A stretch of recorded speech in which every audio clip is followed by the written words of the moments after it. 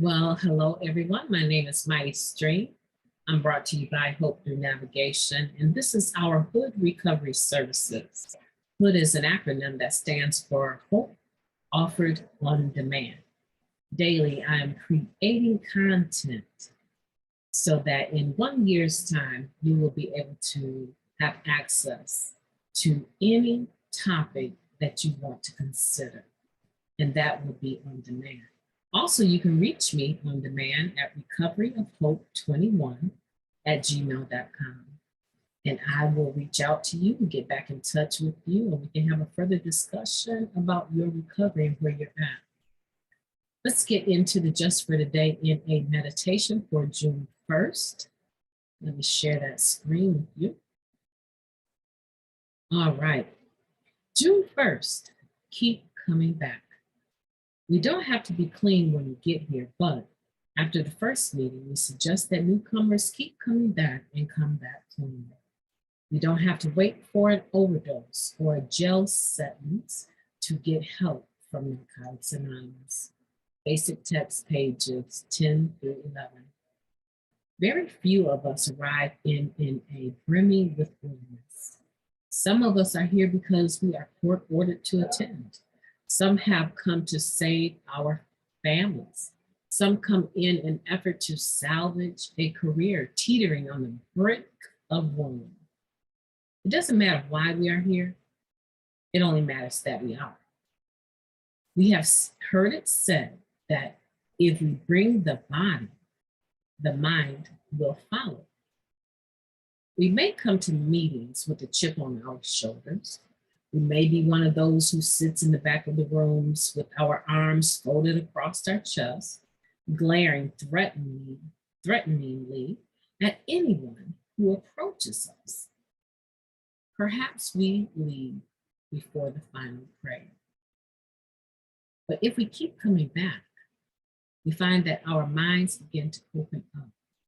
We start to drop our guard and begin to really listen when others share.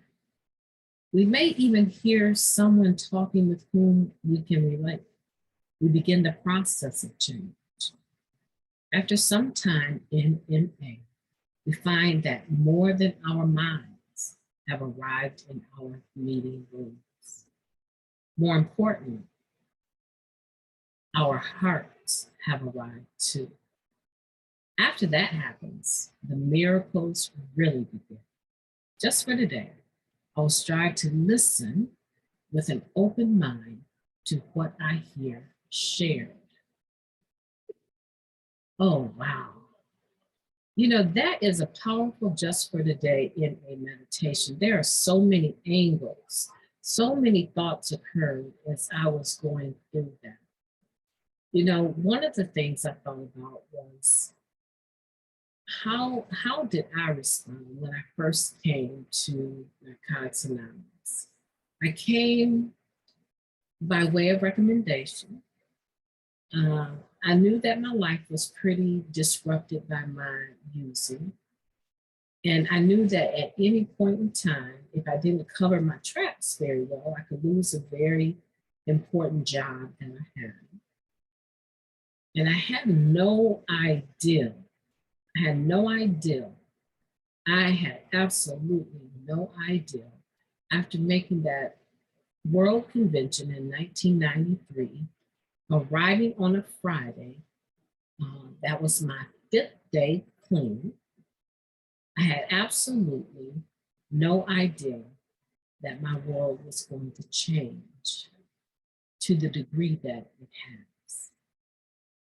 Now, I have been to some NA functions in this particular area at that time, back in the 90s and late 80s. They were having softball tournaments with different cities, recovering cities, home groups and so forth. And I will support my niece and I will support my sister and go to these events. And a lot of times I would be there under the influence. And I remember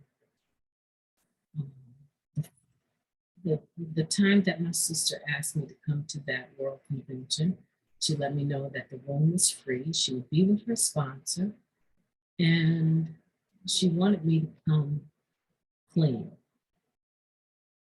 And I took up the challenge. I was like, yeah, that makes sense. Let me try to show up and not embarrass her. And she needs my support. After all, she's an addict and she's reaching out to family. And she needs to know that we're behind her. So I white knuckled it that Sunday. That Sunday, I did not go to the club. Typically, I would go out of town and party all weekend and then come into town on Monday at the last minute to work. This particular Monday, I was a little bit early. And apparently, my boss had been praying for someone to show up first, and she was going to give them a new assignment, a promotion. And when she saw me walk in our department's door early, if you could have seen the look on her face, I thought something was really wrong. And something really was different. I was the first person on the floor besides her. And so my first week, I knew that there was potential. I received a promotion just with one day clean. So I knew that there was more. There was more if I could stay the course. And to tell you the truth, I thought with one day clean, I really, really didn't think I could even get 24 hours. And after I got 24 hours without putting anything in my system, I believed even then that I could go the rest of my life without using. I believed even then that I never had to use again. But my reason for staying was purely material, was purely self-seeking. Oh man, I don't think I began to start to recover till around my 8th year. That had done considerable harm to the roads. But even in that insanity, my heart was beginning to change. My heart was beginning to want recovery, not because of the benefits that I was availing. I was having all these benefits financially. Credit was, top score. It wasn't because of that, because when you're not under the influence, you can say what time you're going to show up and actually be there, right? And so people were giving me responsibilities left and right. I was in the recovery community, doing quite a bit in service, but I still had a very chaotic personal life. And eventually I met someone that sounded like we had the same type of background. And when I heard her share, I knew that something different was about to take place. It was almost like, you remember that group called Milli Vanilli? It was like believing, I would hear people, sharing, and I knew they were telling the truth, but their truth was not relatable to me. And I was just holding on by thread, but I was holding on. And when I heard her share, I said, she has to be responsible. I have to figure out a way to be in a position where she and I can interact on a day-to-day basis. She had something I wanted, and she had something that I desperately, desperately needed. I talked to her about maybe 3 years ago. I found her through Facebook and we interacted, and she's still the same beautiful spirit that she was back then. It's very important for us, and I want to challenge you, I always leave you with a challenge to keep coming back, but keep coming back with purpose.